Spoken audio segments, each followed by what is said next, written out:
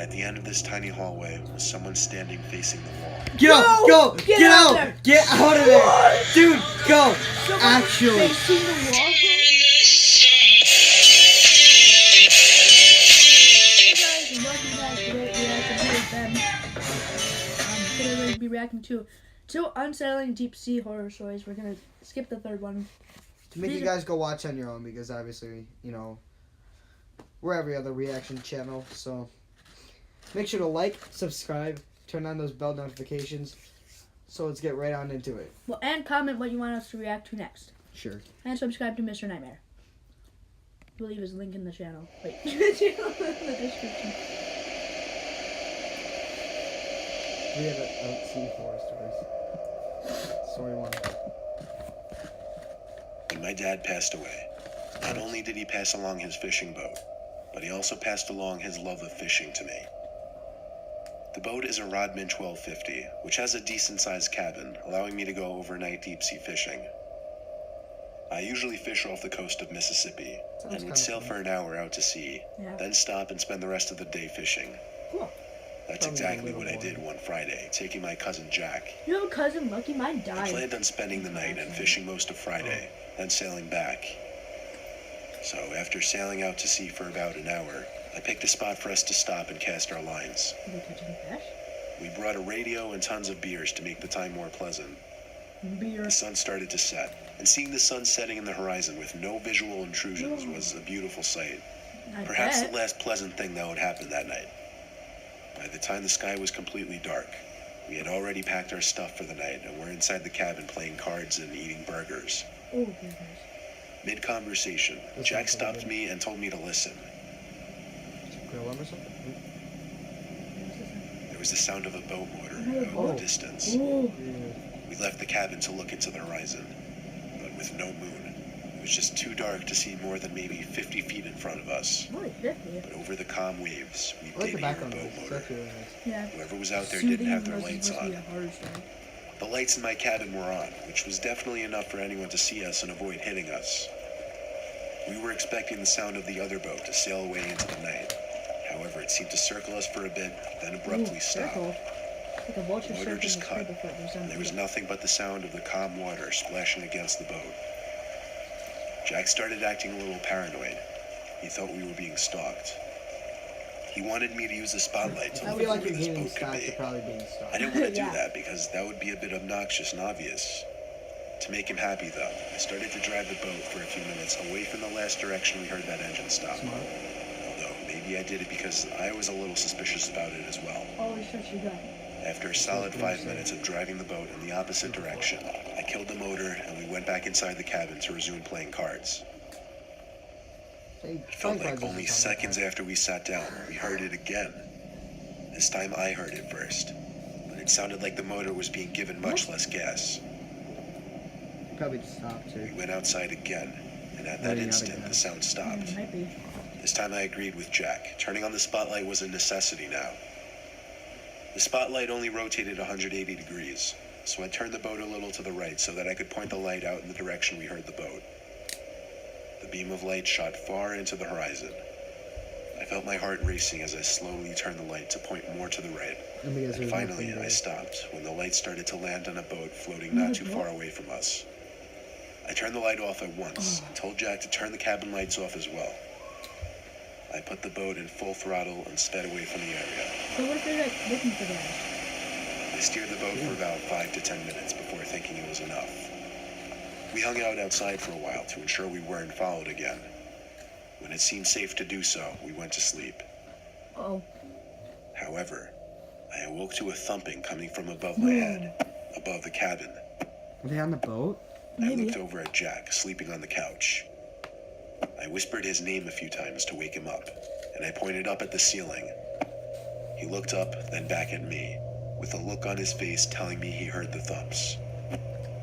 I opened the door to the deck and ran outside, and saw two men, one on the bow of my boat, the other on a boat floating directly next to mine.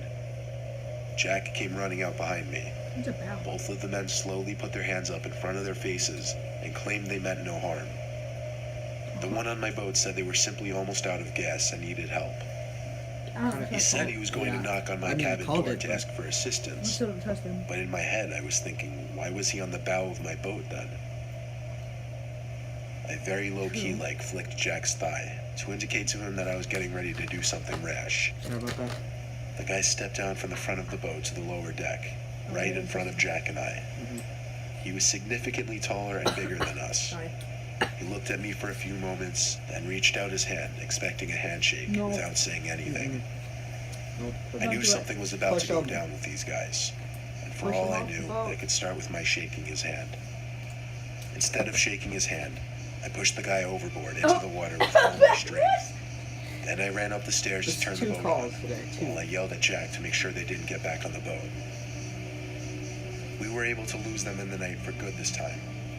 I didn't stop though. I kept going the full 2 hours straight back to the shore.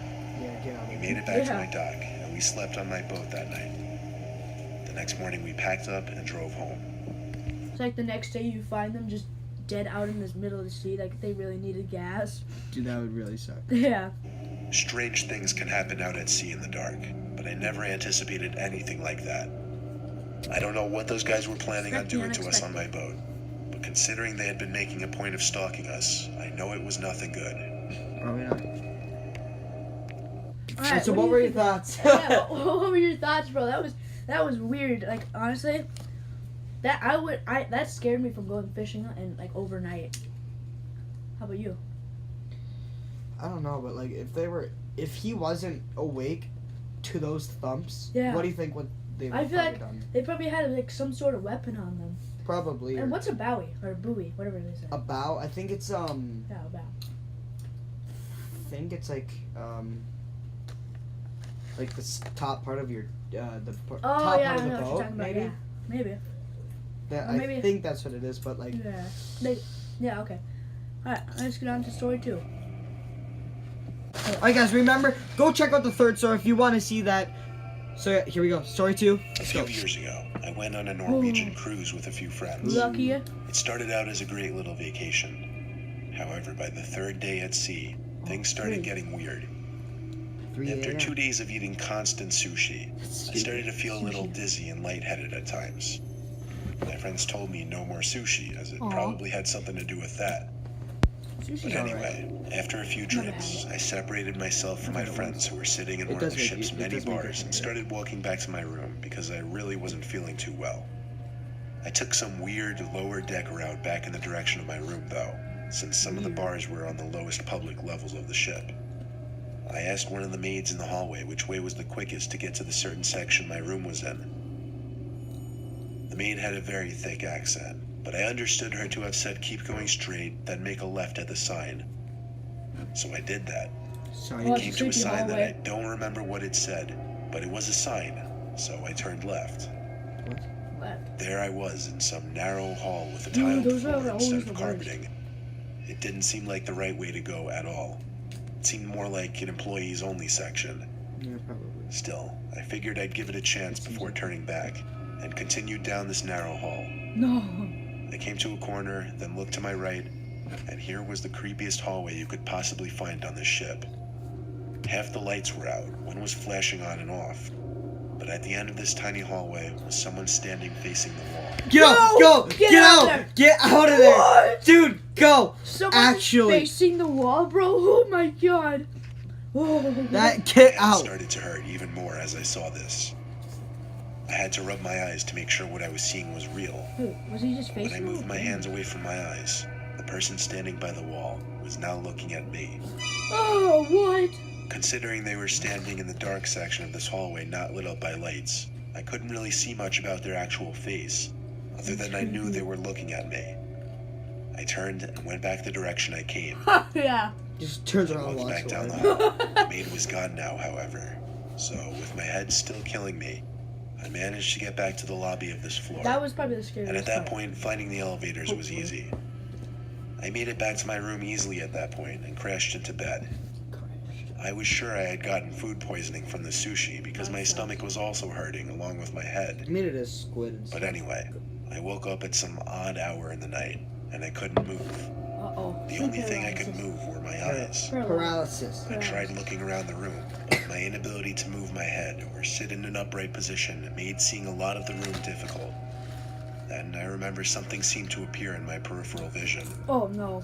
I turned my eyes to the opposite side of the room, and there was a figure. No! Ah! A Oh my figure god. facing the wall.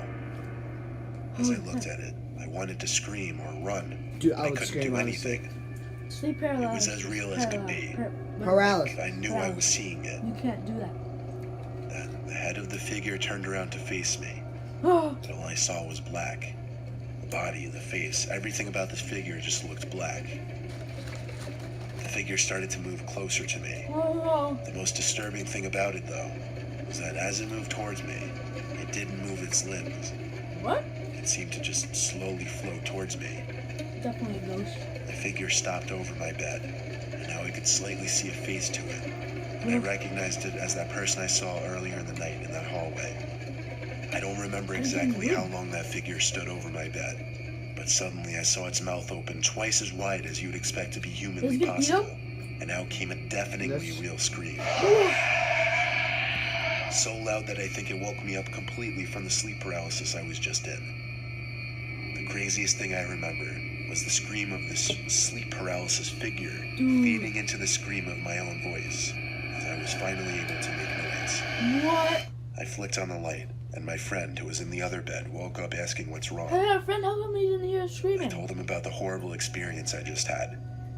He once again said I'd been eating way too much raw fish, and it was fucking with my head. Ooh. My Probably. whole body was shaking and my voice was trembling. I went back to sleep and don't remember having another dream that night. But I still wonder if that person I saw in the hallway was real or not, because I'm 90% sure that's the hallucination I had in my paralysis. That hallucination was also the realest, most horrific thing I'd ever seen. Yo, what were your thoughts on that one? That one It was was horrifying. so creepy.